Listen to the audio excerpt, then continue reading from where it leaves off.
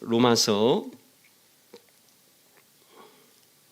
8장 14절에서 18절의 말씀까지입니다. 제가 봉독하겠습니다. 무릇 하나님의 영으로 인도함을 받는 사람은 곧 하나님의 아들이라. 너희는 다시 무서워하는 종의 영을 받지 아니하고 양자의 영을 받았으므로 우리가 아빠 아버지라고 부르짖느니라. 성령이 친히 우리의 영과 더불어 우리가 하나님의 자녀인 것을 증언하시나니 자녀이면 또한 상속자 곧 하나님의 상속자요 그리스도와 함께한 상속자니 우리가 그와 함께 영광을 받기 위하여 고난도 함께 받아야 할 것이니라. 생각하는데 현재의 고난은 장차 우리에게 나타날 영광과 비교할 수 없도다. 아멘. 사람들은 자기가 당하고 있는 인생의 고난에 대해서 갖가지 여러 가지 내용을 품고서 해석을 합니다.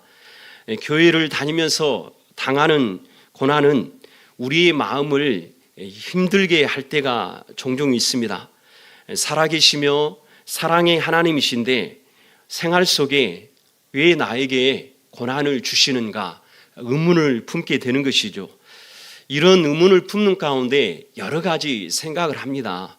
내가 기도가 부족해서 어렵고 힘든 일이 연거푸 발생하는 것인가?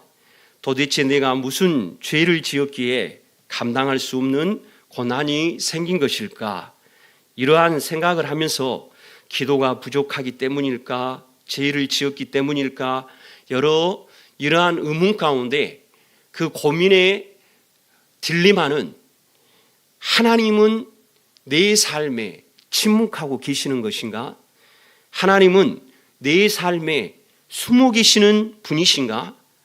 내가 아는 그 하나님, 내가 이론적으로 알고 있는 하나님은 살아계시는 하나님이시라 했는데, 그리고 진정으로 사랑과 은혜가 넘치는 하나님이라고 했는데 내 삶에 고난을 허용하셨는가? 그런 부분을 고민할 수밖에 없는 것이죠. 얼마든지 우리는 지금 당하고 있는 삶의 고난과 문제 앞에 하나님의 존재를 자꾸만 의심할 수밖에 없습니다.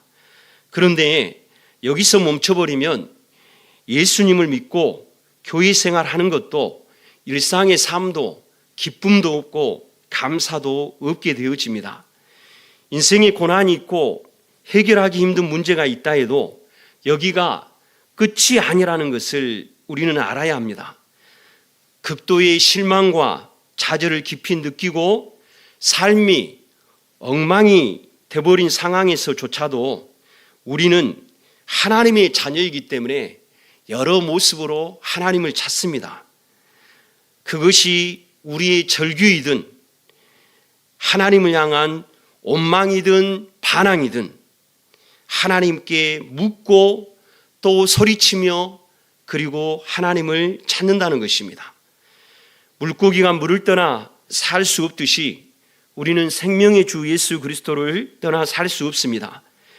세상의 모든 것을 다 가졌다 할지라도 예수님 없는 삶은 흑암과 사망에 거하는 삶입니다. 세상의 화려한 명예와 권력을 가지고 있다 할지라도 예수님 없는 삶은 영원한 생명이 보장되어 있지 않습니다.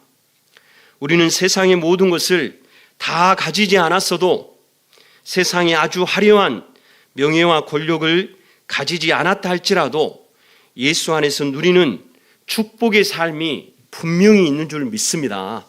우리 성경 말씀 로마서 8장 14절의 말씀 우리 함께 읽겠습니다. 시작.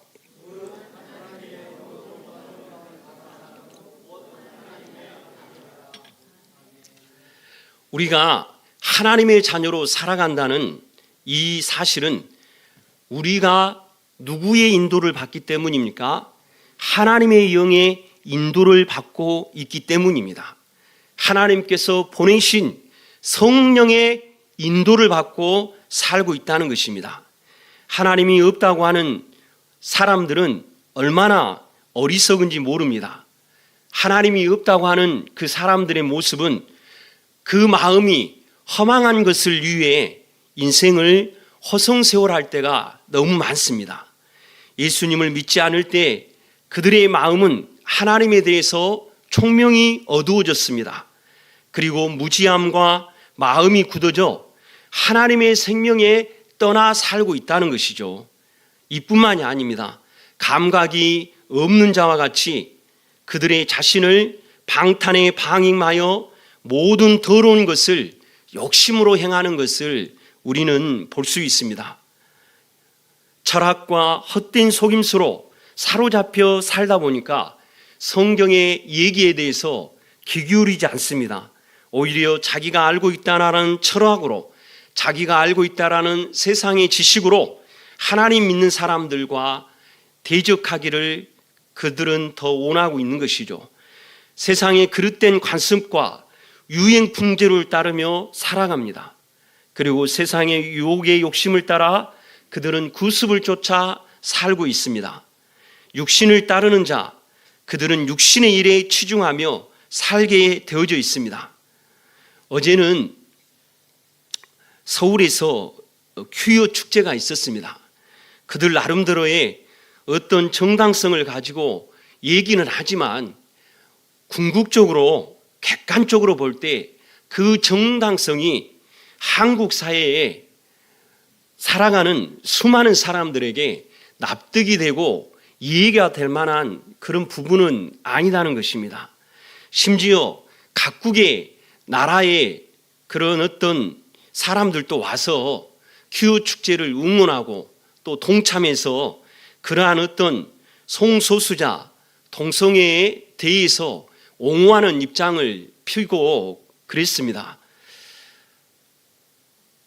그들의 사실 인권의 보호는 필요하지만 그렇게 대중 앞에 나와서 여러 가지 성적인 문란에 대한 부분을 객관화시키려고 하고 또한 성인용품을 이 청소년들과 어린 자녀들이 있는 그러한 어떤 대중이 다니는 그런 장소에서 판매를 하고 또 성에 대한 올바르지 않는 그러한 개념들을 가지고 그들의 이론을 시사한다는 것은 온당치 않습니다. 제가 그들을 무시하고 멸시하고 대한민국의 국민으로 여기는 것이 아니라 그들도 대한민국의 국민으로서 인정을 받고 그리고 소속감을 가지고 살아야 되는 것은 마땅합니다. 그러나 대중에게 그들의 잘못된 성적 지향과 그리고 거룩한 성을 훼손한 이 일들에 대해서 보편화시키려고 하는 것은 이 사회에 오히려 악을 끼치고 있는 것과 같습니다. 우리 한국 사회는 과거와 같지 않게 청소년들의 마약 범죄가 심해지고 있습니다. 그리고 청소년 때에 성적인 문제를 발단시키는 사건들도 많이 일어나고 있는 게 한국 사회의 현실입니다. 그런데 이러한 한국 사회의 현실을 묵과하는 것처럼 그러한 성적인 부분들을 바르지 않는 성에 대한 그런 지식과 사상과 이론을 보편화시키려고 하고 그리고 건전한 성과 거룩한 성을 옳게 여기는 사람들에 대해서 보편화해서 인정받으려고 하는 것은 바르지 않다는 것이죠. 그게 궁극적으로 보면 성경에 유배된 사실이라는 것을 우리는 알아야 합니다. 지난 주일 오후에도 제가 강조했습니다마는 유럽과 미국의 수많은 곳에서는 동성애, 성소수자에 대한 차별금지법의 허용으로 인해서 나라에 많은 문제들이 발생하였습니다. 호주에서는 그러한 문제들이 발생되어서 그런 어떤 성차별에 대한 문제들을 이제는 각성하는 그런 계기가 일어나고 영국의 일부 또 지성인들 가운데 그리고 많은 사람들 가운데는 나라의 여러 가지 성적인 문란의 문제들을 문제 제기하는 그런 일들이 일어나고 있습니다. 여러분, 다른 곳에서는 문제가 많다는 것을 깨닫고 자신들이 이것을 법제화시킨 일에 대해서 후회를 하고 있습니다. 그런데 우리 한국 사회는 유럽과 미국, 호주 그리고 많은 나라들이 후회하고 있는 일을 진행하려고 있다라는 이 사실은 얼마나 어리석고 그리고 온당하지 못한 일이겠습니까? 우리 성도님들 기도해 주시길 바랍니다. 그리고 우리가 이 대한민국의 다음 세대 그리고 건강한 가정을 지켜내야 될 줄 믿습니다. 기사를 보니까 강주의 어떤 사람이 그런 글을 올려놨더라고요. 퀴어 축제는 서울에서만 있는 게 아닙니다. 전국에서 진행되고 있고 전국의 성소수자와 동성애에 대한 이런 모든 것은 보호를 받아야 됩니다 하면서 인권 보호에 대해서 강력하게 이렇게 예치는 글을 보았습니다. 무슨 얘기입니까? 한국 사회가 물들어가고 있다는 거예요. 그만큼 세상은 성적 문란과 타락이 급물살을 타고 있다는 것입니다. 이것만이 아니라 종교적 타락도 급물살을 타고 있는 이 시대를 우리가 살고 있기에 우리는 더욱 깨어 기도하고 우리가 하나님 나라의 거룩한 신분의 정체성을 온전히 회복하고 지켜나가야 될 줄 믿습니다. 우리는 하나님의 은혜로 마음이 새롭게 변화된 사람입니다. 그래서 하나님을 따라서 의와 진리의 거룩함을 입고 새 사람이 된 사람인 줄 믿습니다. 예수 그리스도 안에 새로운 피조물로서 예수님을 믿기 이전에 옛 사람을 벗어버렸습니다. 예수 안에서 완전히 바뀌어버린 새 사람으로 살고 있다는 것을 얘기하고 있습니다. 여러분도 익히 잘 알고 있는 우리나라 초대 대통령 이승만 대통령의 이야기입니다. 이 이야기에 대해서는 감신대의 이덕주 교수가 이승만 대통령 전기를 이용해서 얘기하는 내용입니다. 그는 처음부터 예수를 믿는 사람은 아니었습니다. 그런데 그가 배제학당은 선교사님들이 세운 기독교 학교이죠. 이 배제학당을 가려고 하니까 아버지보다 불교의 불자인 어머니가 반대를 하는 거예요. 그곳에 가면 너 예수 믿게 될 텐데 안 된다는 것이죠. 그러니까 그가 얘기합니다. 나는 배제학당 갈지라도 절대 그곳에서 예수 믿지 않겠다. 그러니까 어머니 저를 배제학당 보내달라고. 그래서 어머니께 허락을 받고 배제학당에 가서 공부를 하게 되어집니다. 그것은 그 인생에 어찌 보면 하나님이 예비하신 계획이었다 생각이 듭니다. 배제학당을 졸업하고 그가 1년 정치운동 및 기자 생활을 하다가 24세의 나이에 박용효 쿠데타 음모 사건 혐의로 경무청에 체포를 당하게 됩니다. 그리고 한성 감옥에 수감하게 되어지는데 그 이후에 몇몇 사람들과 이 한성 감옥을 탈출하게 되었어요. 탈출해서 새로운 인생을 살려고 했는데 탈출한 이를 붙잡아서 다시금 재수감하게 되어집니다.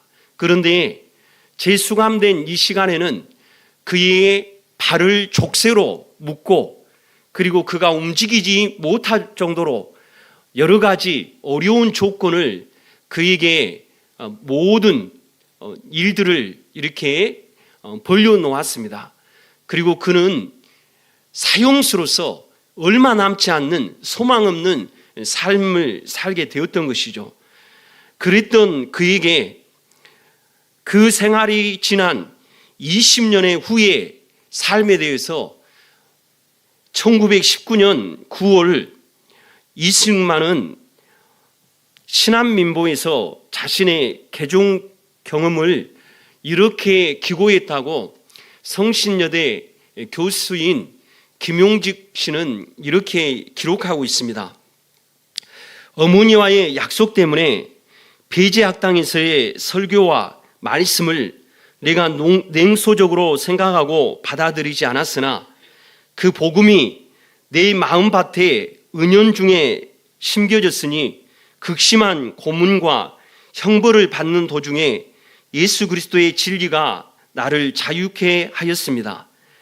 내가 그때 세상적으로 아무런 희망이 없었지만 오직 내 영혼은 하나님 나라의 희락과 평안으로 충만하였으니 악형을 감당할 능력을 얻었습니다.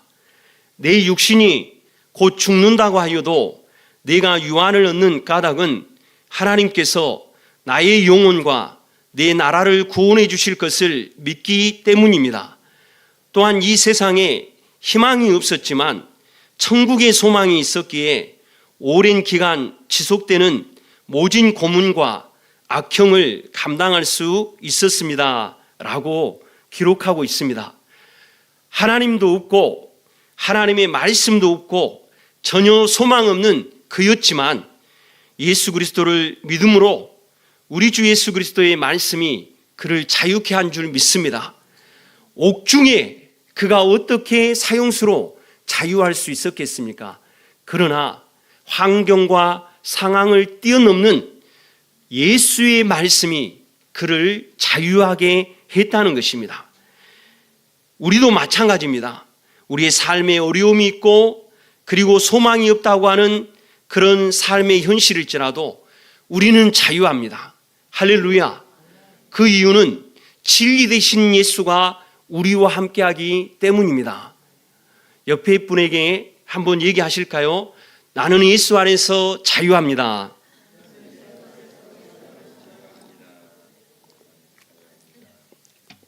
할렐루야. 그렇습니다. 우리는 예수 안에 자유합니다. 그리고 자유할 뿐만 아니라 하나님은 우리에게 예수 믿는 믿음의 놀라운 특권들을 부여해 주셨습니다. 우리 성경 말씀 로마서 8장 15절의 말씀 우리 함께 읽겠습니다. 시작.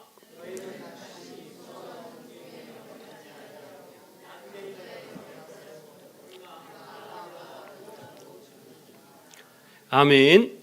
우리는 예수 믿기 이전에 무수하는 종의 영예를 지배를 받았습니다.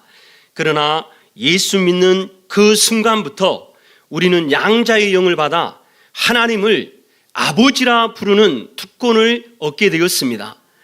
영접하는 자, 곧 그 이름 예수 그리스도를 믿는 자는 하나님의 자녀가 되었고 하나님의 자녀로서 권세를 누리게 되었습니다. 하나님 자녀로서 아버지와 인격적인 관계를 형성했다는 것이죠. 그냥 인격적인 관계를 형성하는 것으로만 끝나는 게 아니라 하나님과 아주 친밀한 관계를 형성하게 되었다는 것입니다. 이제는 뗄 수 없는 하나님은 나의 아버지시고 우리는 자녀가 되었다는 것이죠. 이렇게 변화한 영광스러운 신분으로 신앙생활을 하면 할수록 성령께서는 우리 자신 안에 내가 하나님 자녀 되었다는 것을 더욱더 확실하게 증거하고 계신다는 것입니다. 그렇습니다. 우리는 하나님의 자녀로서 우리의 말과 행동 그리고 마음과 생각이 구체적으로 영광스러운 신분에 맞게 살아가도록 몸부림치고 있다는 것이죠. 우리는 다양한 모습으로 하나님을 찾습니다. 어떤 이들은 나에게 이럴 수가 있냐며 하나님을 안 믿겠다고 소리칩니다. 가진 불평과 원망을 하는데 안 믿겠다고 하면서도 하나님을 떠나지 못합니다. 그 이유는 그가 하나님 자녀이기 때문인 줄 믿습니다. 투덜투덜대면서도 하나님과의 관계에 묶여서 떠나지 않고 하나님을 찾는 모습을 우리는 볼 수 있는 것입니다. 또 어떤 이들은 인생의 고난 가운데 어떻게 해서든지 힘을 다해 이겨보려고 믿음 안에서 몸부림을 칩니다. 그리고 주의 뜻을 구하고 남들이 볼 때 전혀 감사할 만한 삶의 현실이 아닌데도 불구하고 감사의 조건을 찾아 감사를 드립니다. 이도 마찬가지로 하나님의 자녀의 모습인 줄 믿습니다. 불평 원망한다고 해서 하나님의 자녀가 아니라는 것입니다. 감사하고 그리고 찬양하고 찬송하는 사람만이 하나님의 자녀가 아니라는 것이죠. 우리가 때로는 우리의 삶을 두고서 여러 가지 탄식하고 신음하고 인생을 한탄할지라도 하나님의 자녀이기 때문에 다시금 회개하고 하나님을 예배하는 예배의 자리로 나오고 내가 곁길로 걸어갔다가도 다시금 주님이 원하는 길로 돌아오는 모습이 우리 안에 얼마든지 있다는 것이죠. 할렐루야. 그렇습니다. 우리는 하나님의 자녀의 특권으로 인해서 삶의 다양한 모습으로 나는 하나님의 자녀입니다 라는 이 사실을 증거하며 살고 있습니다. 그리고 하나님은 우리에게 놀라운 축복을 더하여 주셨는데 우리 로마서 8장 17절의 말씀 함께 읽겠습니다. 시작.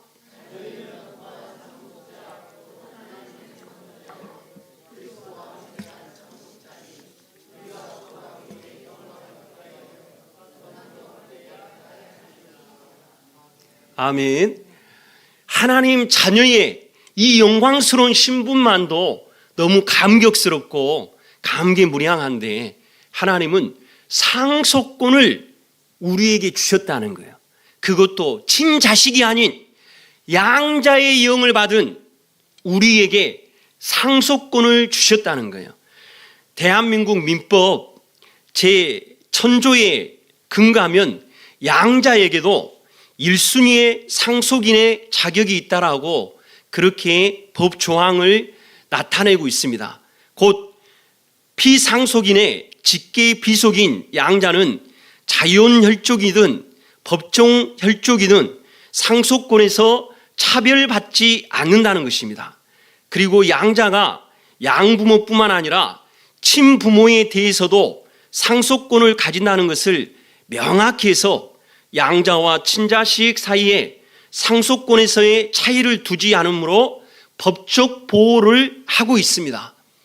세상 법도 양자에게 상속에 대한 이 부분을 법적으로 강화하고 있는데 하물며 온 우주 만물을 지으시고 천지를 지으신 그 하나님, 그리고 우리를 지으신 창조의 하나님, 그리고 예수 믿음으로 우리로 하여금 아버지라고 부르는 양자의 영을 받은 하나님의 자녀가 된 우리에게 당연히 상속권이 보장되어야 할 줄 믿습니다. 할렐루야. 세상도 상속권을 보장해 주는데 천지의 황제이신 우리 하나님께서 그들의 자녀들에게 상속의 놀라운 축복을 안 주시겠습니까? 그 상속의 놀라운 축복은 성경은 분명히 이렇게 얘기합니다. 요한계시록 20장 6절의 말씀 우리 함께 같이 읽겠습니다. 시작.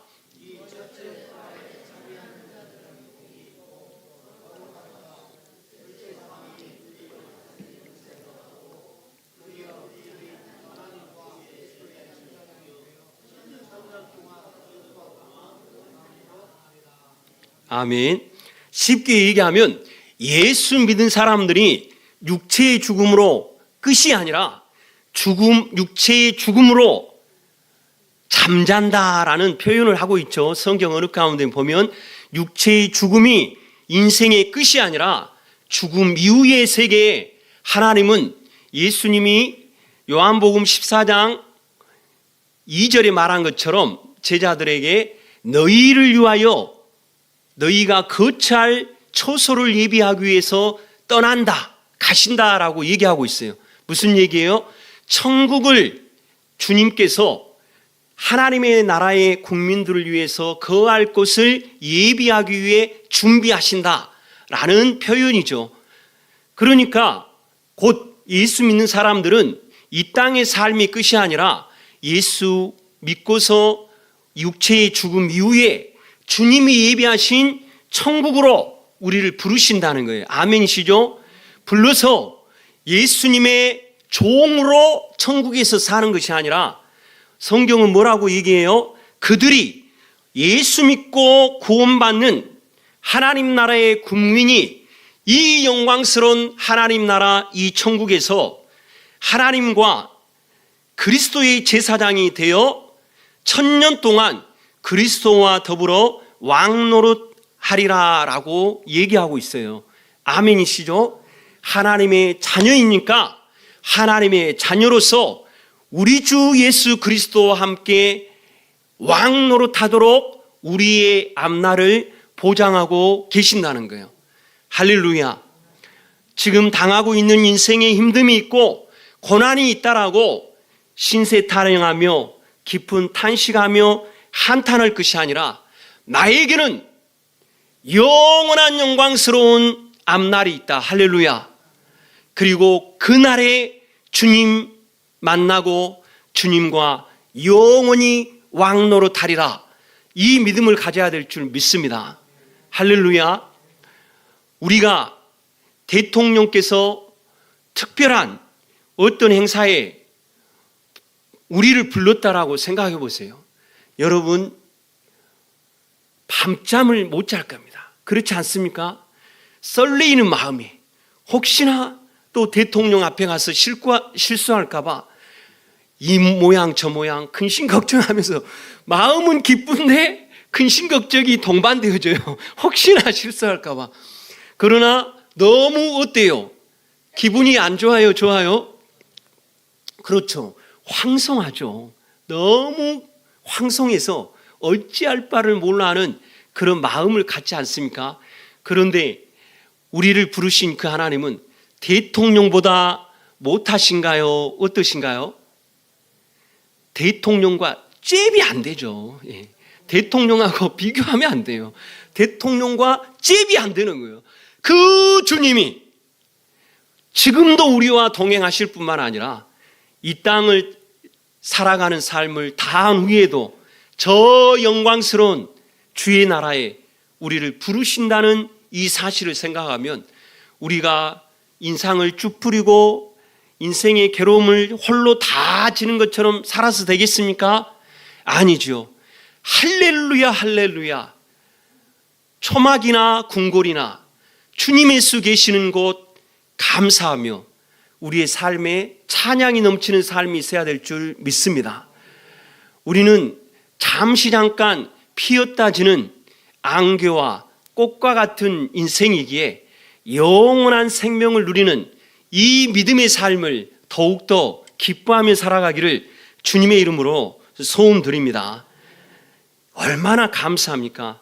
이 영광스러운 앞날의 축복하심, 그리고 앞날의 축복이 아니라 그것을 앞날의 축복을 누리는 사람은 지금의 삶도 예수와 함께 놀라운 은혜의 삶을 경험하며 누리는 줄 믿습니다.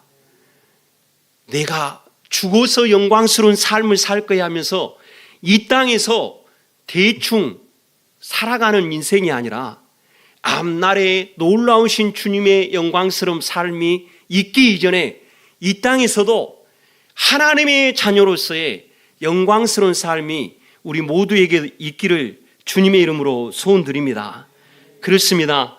우리는 세상에 그 어떤 많고 많은 예적인 소유에 의해서 행복이 좌우되지 않습니다.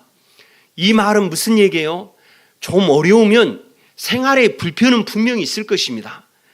예를 들어서 가족이 많은데 30평 그리고 더 넓은 평수에서 살면 별로 불편함 없이 살겠죠. 그런데 가족이 많음에도 불구하고 평수가 작은 곳에 살면 얼마나 불편해요. 그러나 삶이 불편한 것이지 그 삶이 불행한 것은 아니에요. 내가 다른 사람보다 더 많은 재물이 없어서 생활이 어렵고 힘든 점은 있지만 그것이 내 인생의 불행은 아니에요. 단지 생활하는데 좀 불편하고 어려움이 있는 거예요. 그러나 이 불편하고 어려운 것은 얼마든지 내가 살아가면서 이겨낼 수 있는 부분이지 않습니까? 내가 다른 사람들과 같이 비록 건강한 모습은 아닐지라도 삶에 불편이 있겠죠. 마음의 힘듦도 있겠죠. 그러나 이 일로 인해서 내가 내 인생의 모든 것을 포기하고 그리고 내 인생의 꿈도 희망도 미래도 없는 거냐? 그리고 내 인생을 향해서 나는 불행한 사람이라고 말하겠습니까? 아니다는 것이죠. 만약 그렇다면 지금 이 앞에 서 있는 저도 불행한 사람이에요. 얼마나 불행해요. 장로님께서도 기도해 주시고 저도 강구를 얘기했지만 코로나19에 이렇게 코로나가 걸려서 다 나을 쯤 됐는데 저체온증으로 이렇게 제가 쇼크로 쓰러졌어요. 이렇게 쓰러져 가지고 이제 온대 병원에 가서 이제 구체적으로 검사를 해보니까 부정맥이 이제 확인되었던 거죠. 근데 제가 부정맥이 원래 있는 건 아니었습니다. 왜냐하면은 이제 우리 청학교에 부임 받기 이전에 건강 검진을 다 받았는데 심전도에 전혀 이상이 없었거든요. 그 이후에 생겼다면 혹시 모르겠습니다만은 이제 그 이후로 이제 심장 박동이 정확하게 안 뛰는 거예요. 띡띡띡 띠디딕 띡띡. 여러분 맥박 검사 한번 해보세요. 이렇게 한번 잡아보시고 혹시 띡띡 정확하게 맥박수가 정확하게 뛰면 여러분은 부정맥이 아니고 건강하신 분들이에요. 만약 제가 이러한 삶의 앞에 아니 내가 뭐 잘못을 해서 이런 병이 걸렸다라고 얘기하면서 난 불행한 인생이야. 내 삶에는 미래가 없어. 소망이 없어. 다른 목회자들은 건강하게 이렇게 목회하고 그러는데 나에게는 원하지 않는 이러한 게 와서 마음을 괴롭게 하고 힘들게 하는 거야. 난 불행한 사람이야. 이 마음으로 제가 목회한다면 정말로 그 마음 때문에 그는 불행한 인생인 거예요. 그는 접니다. 그러나 저는 전혀 그 마음 갖지 않습니다.